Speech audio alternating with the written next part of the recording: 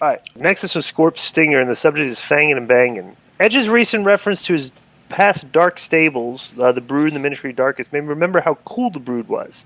Specifically, it was Gangrel's entrance and killer theme music that made it so badass.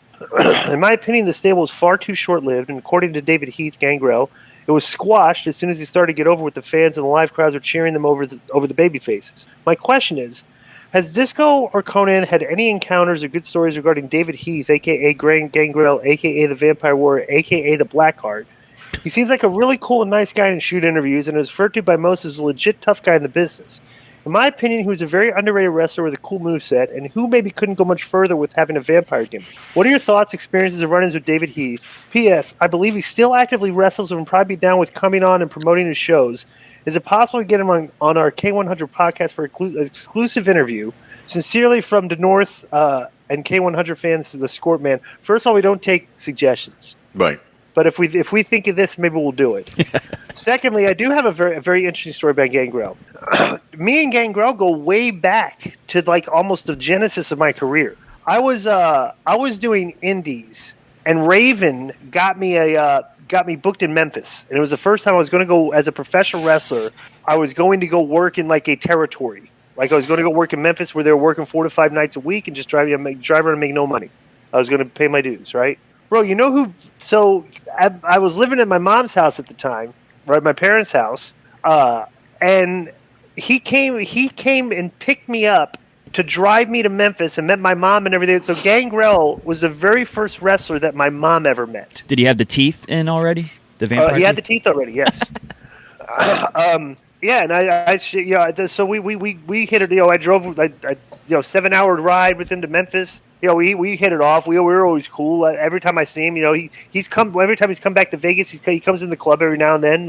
So we talk and stuff. David, he's a super cool guy. He was also on the infamous WWA tours with you guys as well. Absolutely, yeah. I've known him throughout my career, but we go way back. Yeah. We go back before like as far back as I go.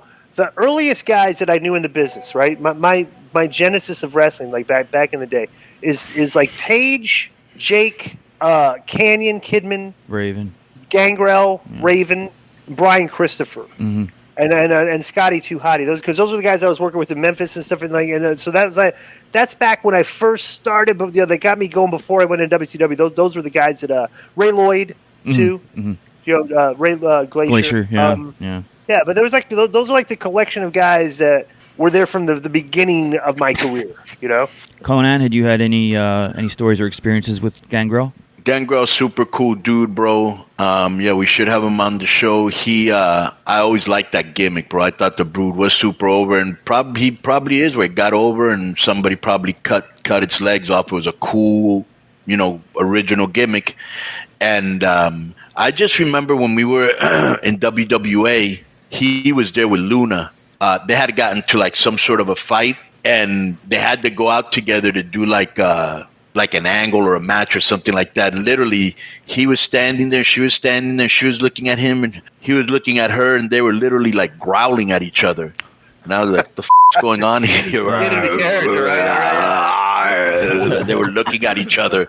I go, "This is the weirdest scene I've ever seen," But she was super cool, bro. Super, super cool. Yeah. Like she'd beat out in a heartbeat too. Yeah, I don't know if it was that night, but they actually would book those two against each other, and they were married at the time, So right. Yeah, but the Brood had some of the. It was like one of the coolest entrance songs of all time, and if you still see Gangrel now, entrances too. Entrances, yeah, with the fire and everything. But if you see Gangrel now and he pops up on a local indie, or if you go to one of the shows that he's running, he looks like Gangrel in 1999, 1998. Yeah. He still looks like Gangrel, Yeah.